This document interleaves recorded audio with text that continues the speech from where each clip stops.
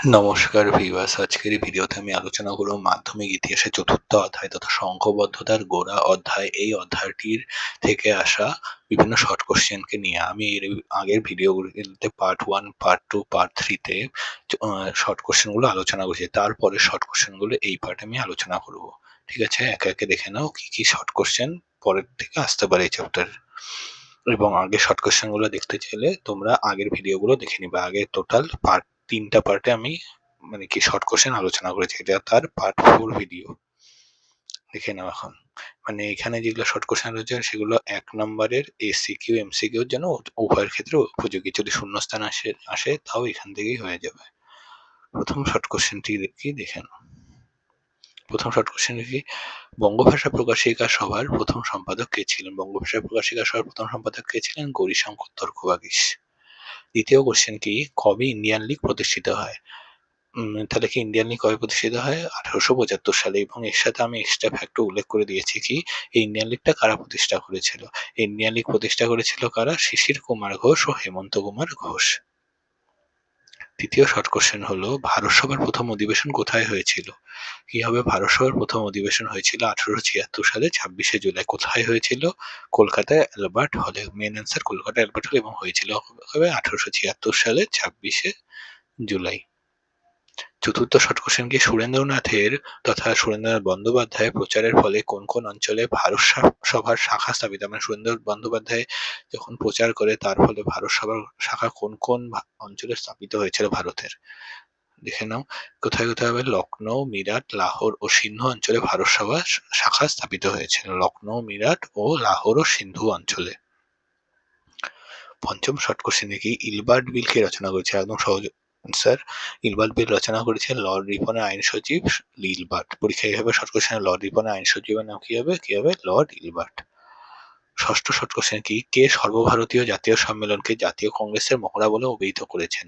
কি হবে? 1885 সালে অ্যালান অক্টাভিয়ান হুম বা ডক্টর অমলেশ ত্রিপাঠী মানে কি সর্বভারতীয় জাতীয় সম্মেলনকে জাতীয় কংগ্রেসের মহড়া বলে অভিহিত করেছেন। তাহলে কারা বলেছেন? অ্যালান অক্টাভিয়ান হুম এবং মতান্তরে ডক্টর অমলেশ ত্রিপাঠী। কত সালে এটা বলেছেন? 1885 সালে। সর্বভারতীয় জাতীয় কংগ্রেসকে সর্বভারতীয় জাতীয় সম্মেলনকে জাতীয় কংগ্রেসের মহড়া মানে জাতীয় কংগ্রেস এই অ্যালান অক্টাভিয়ান হুম বা ডক্টর অমলেশ ত্রিপাঠী 1885 সালে যে সম্মেলনে স্পিচ দিয়েছিল তার পরিপ্রেক্ষিতেই জাতীয় কংগ্রেসটি প্রতিষ্ঠিত হয়েছিল। তারপরে সপ্তম শর্ট কোশ্চেন কি, সুরেন্দ্রনাথ বন্দ্যোপাধ্যায় কবে কংগ্রেসে যোগদান করেন? সুরেন্দ্রনাথ বন্দ্যোপাধ্যায় কবে কংগ্রেসে যোগ দেন? কবে হবে? 1886 সালে কলকাতায় কংগ্রেসের দ্বিতীয় অধিবেশন হয়, তখন তিনি তার অনুগামীদের নিয়ে কংগ্রেসে যোগ দিয়েছিল। তাহলে এইভাবে শর্ট কোশ্চেন আসতে পারে, কলকাতায় কংগ্রেসের দ্বিতীয় অধিবেশন কবে হয়েছিল? 1886 সালে। প্রথম অধিবেশন হয়েছিল 1825 সালে, প্রতিষ্ঠার সময় দ্বিতীয় অধিবেশন হয়েছিল 1886 সালে, তার 1 বছর পরে কলকাতায়।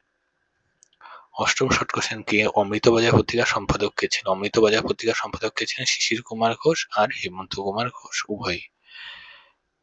নবম শর্ট কোশ্চেন কি, ভারত সভা বা ইন্ডিয়ান অ্যাসোসিয়েশন নামক রাজনৈতিক সংগঠন কে প্রতিষ্ঠা করেন? ভারত সভা বা ইন্ডিয়ান অ্যাসোসিয়েশন নামক রাজনৈতিক সভা প্রতিষ্ঠা করেছিলেন কারা? অনেকজন মিলে।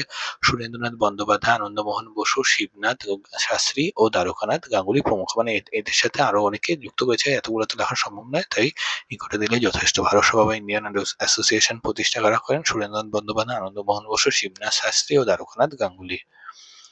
দশম শর্ট কোশ্চেন কি, ভারত সভা বা ইন্ডিয়ান অ্যাসোসিয়েশন কবে প্রতিষ্ঠা হয়েছিল? ভারত সভা বা ইন্ডিয়ান অ্যাসোসিয়েশন কবে প্রতিষ্ঠা হয়? 1876 সালে। পরের শর্ট কোশ্চেন, ভারত সভার প্রাণপুরুষ কাকে বলা? ভারত সভার প্রাণপুরুষ তথা প্রতিষ্ঠাতাই কাকে বলা হয়েছিল? সুরেন্দ্রনাথ বন্দ্যোপাধ্যায়। মানে ইনি ভারত সভা প্রতিষ্ঠা করেছিলেন, এই জন্য ভারত সভার প্রাণপুরুষ সুরেন্দ্রনাথ বন্দ্যোপাধ্যায়কে বলা হয়। 12 নম্বর শর্ট কোশ্চেন, ভারত সভার প্রতিষ্ঠার প্রধান উদ্দেশ্য কি ছিল? ভারত সভা প্রতিষ্ঠার প্রধান উদ্দেশ্য ছিল ভারতীয়দের সার্বিক কল্যাণ সাধন করা, মানে ভারতীয়দের সব দিক থেকে কল্যাণ সাধন করে তাদের ভালো করা এবং তারপরে কি তাদের স্বার্থ রক্ষা করা, তারা যা চাচ্ছে, ভারতীয়রা যা চাচ্ছে তা তাদেরকে দেওয়া এবং ভারতীয়দের মধ্যে রাজনৈতিক চেতনা প্রসার করা। এবং এই যে ভারতীয়রা যে ব্রিটিশদের দ্বারা শোষিত ছিল, এই শোষণের বিরুদ্ধে যারা যাদের প্রতিবাদ জানায়, এই জন্য তাদের মধ্যে রাজনৈতিক চেতনার প্রসার ঘটানো কি ছিল ভারত সভার প্রধান উদ্দেশ্য। তারপরে 13 নম্বর শর্ট কোশ্চেন, নাট্যাভিনয় নিয়ন্ত্রণ আইন কবে প্রণয়ন হয়? নাট্যাভিনয় নিয়ন্ত্রণ আইন প্রণয়ন হয়েছিল 1876 সালে। দেশীয় ভাষা পরের শর্ট কোশ্চেন, দেশীয় ভাষায় সংবাদপত্র আইন কবে প্রণয়ন হয়েছিল? দেশীয় ভাষায় সংবাদ, এখানে হবে সংবাদপত্র, তোমরা ঠিক করে নিও। সংবাদপত্র আইন প্রণয়ন হয়েছিল 1878 সালে। তাহলে নাট্যাভিনয় নিয়ন্ত্রণ আইন 1876 সালে, তার 2 বছর পরে কি হয়েছিল? দেশীয় ভাষা সংবাদপত্র আইন। তারপরে কি আবার একই বছরই অস্ত্র আইন কি প্রণয়ন হয়েছিল? অস্ত্র আইন কবে প্রণয়ন হয়? পরে শর্ট কোশ্চেন, অস্ত্র আইন প্রণয়ন হয়েছিল 1878 সালে। তারপরে 16 নম্বর শর্ট কোশ্চেন, ভারত সভার উদ্যোগে কলকাতায় কবে সর্বভারতীয় জাতীয় সম্মেলন বা অল ইন্ডিয়া ন্যাশনাল কনফারেন্স নামক মহাসভা অনুষ্ঠিত হয়েছিল? অ্যান্সার কি? ভারত সভার উদ্যোগে কলকাতায় 1883 সালে সর্বভারতীয় জাতীয় সম্মেলন বা অল ইন্ডিয়া ন্যাশনাল কনফারেন্স নামক মহাসভা অনুষ্ঠিত হয়েছিল। পরেরটা কি? ইলবার্ট বিল কি? ইম্পর্টেন্ট কোশ্চেন এটা। এটা আমি একটু বড় করে আলোচনা করেছি, তোমরা 1 নম্বরে যদি আসে তাও এটা লিখবে, 2 নম্বরে আসলে এটা লিখলেই যথেষ্ট। তাহলে ইলবার্ট বিল কি? লর্ড রিপন ভারতে আসার আগে কোনো ভারতীয় বিচারক কোনো ইংরেজদের বিচার করতে পারত না। এই যে বর্ণ বৈষম্য দূর করার জন্য লর্ড রিপনের পরামর্শে তার আইন সচিবকে ছিল লর্ড ইলবার্ট একটি বিল রচনা করেছিল। এতে এই বিল রচনা করার ফলে কি হয় যে এতে ভারতীয়রাও শ্বেতাঙ্গ ইংরেজদের মানে কি বিচার করতে, যেহেতু তাদের আগে কোনো অধিকার ছিল না বিচার করার, এই ইলবার্ট লর্ড রিপন আইন সচিব ইলবার্ট বিল যে বিল রচনা করে, এর দ্বারা কি ভারতীয়রা এই সাদা শ্বেতাঙ্গ মানে সাদা চামড়ার ইংরেজদেরও বিচার করার অধিকার পায়। এটি কি ইলবার্ট বিল নামে পরিচিত। 18 নম্বর শর্ট কোশ্চেন, কবে কে ভারতীয় জাতীয় কংগ্রেস প্রতিষ্ঠা করেন? অ্যালান অক্টাভিয়ান হিউম 1885 সালে ভারতীয় জাতীয় কংগ্রেস প্রতিষ্ঠা করেছিলেন। 19 নম্বর শর্ট কোশ্চেন, ভারতীয় জাতীয় কংগ্রেসের দ্বিতীয় অধিবেশন কোথায় কত সালে সংগঠিত হয়?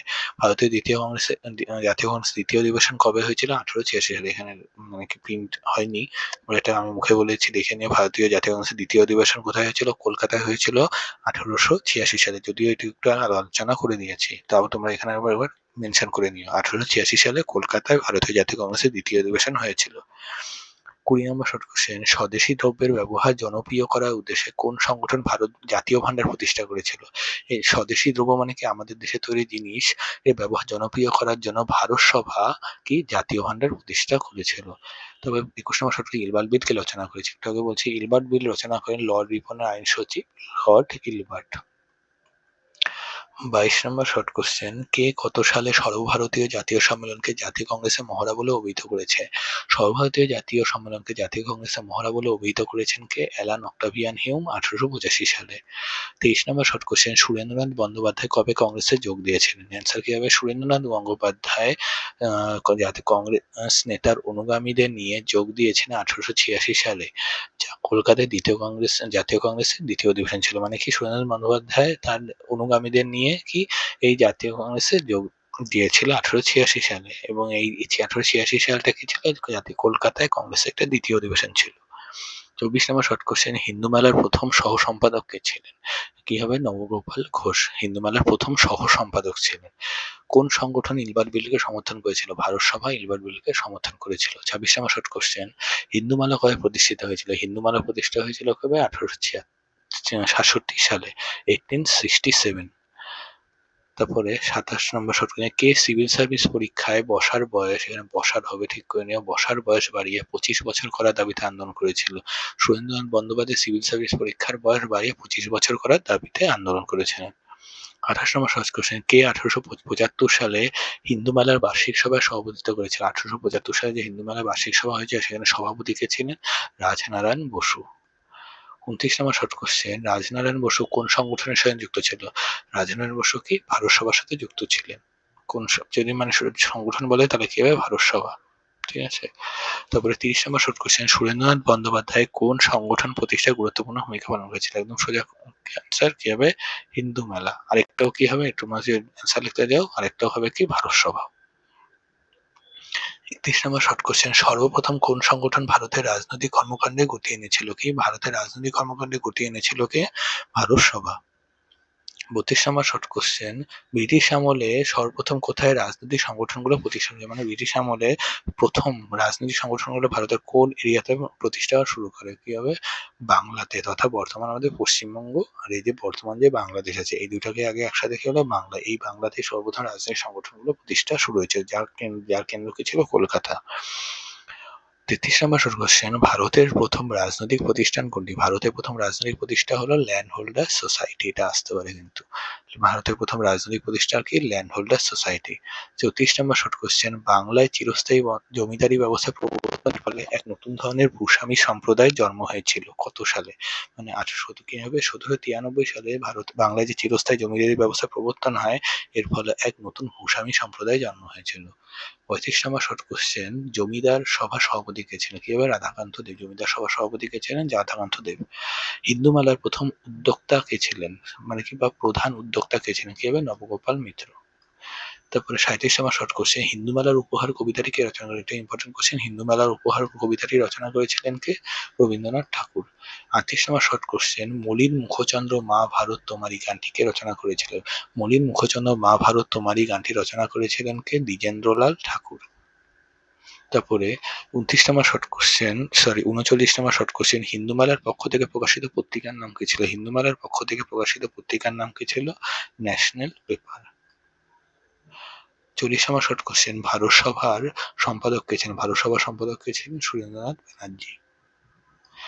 41 নম্বর শর্ট কোশ্চেন, ভারত সভার কার্যক্রমে যুক্ত ব্যক্তির নাম কি? এটা অ্যান্সার কি হবে? ভারত সভার কার্যক্রমে একজনই ব্যক্তি গুরুত্বপূর্ণ ভূমিকা পালন করেছে, তা হলো কি? সুরেন্দ্রনাথ ব্যানার্জি।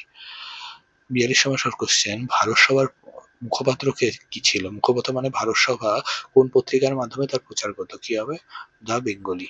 পত্রিকাটার নাম বেঙ্গলি। ভারত সভার প্রধান মুখপাত্র। 43 নম্বর কোশ্চেন, ভারত সভার প্রথম সভাপতি কে ছিলেন? ভারত সভার প্রথম সভাপতি কে ছিলেন? কৃষ্ণমোহন বন্দ্যোপাধ্যায়। 44 নম্বর শর্ট কোশ্চেন, ইন্ডিয়ান লীগের সভাপতি কে ছিলেন? ইন্ডিয়ান লীগের সভাপতি কে ছিলেন? শম্ভুচন্দ্র মুখার্জি। 35 নম্বর শর্ট কোশ্চেন, পুনা সার্বজনিক সভা কত সালে প্রতিষ্ঠা হয়েছিল?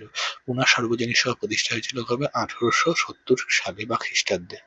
46 নম্বর শর্ট কোশ্চেন, কোন ব্রিটিশ শাসক লর্ড লিটনের অস্ত্র আইন প্রত্যাহার করেছে? মানে লর্ড লিটন যে অস্ত্র আইন প্রবর্তন করেছিল, এটির প্রত্যাহার মানে কি বাতিল কে করে দেন? লর্ড রিপন। তাহলে এখান থেকে একটা শর্ট কোশ্চেন হয়ে যাচ্ছে, অস্ত্র আইন কে প্রবর্তন করেছিল? কি হবে? লর্ড লিটন।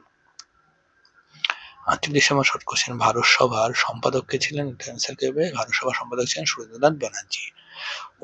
49 নম্বর শর্ট কোশ্চেন, কোন সংগঠন আসামে চা বাগানের কুলিদের উপর হওয়া অত্যাচারের বিরুদ্ধে প্রতিবাদ জানিয়েছিল? কি হবে? ভারত সভা। 50 নম্বর শর্ট কোশ্চেন, আজকের লাস্ট শর্ট কোশ্চেন, জমিদার সভার অপর নাম কি ছিল? জমিদার সভার অপর নাম কি ছিল? কি? ভূমি মালিক সমিতি। এটা আসতে পারে। ভূমি মালিক সমিতির বলতে কোন সংগঠনকে বোঝায়? কি হবে? জমিদার সভা। ঠিক আছে, আজকে এই ভিডিওটা এই পর্যন্তই। আমি এই চ্যাপ্টারের পরবর্তী শর্ট কোশ্চেন গুলো পরবর্তী পার্ট 5 ভিডিওতে নিয়ে আসবো। তোমরা অবশ্যই চ্যানেলটি সাবস্ক্রাইব করে রেখো পরের ভিডিওটি পাওয়ার জন্য।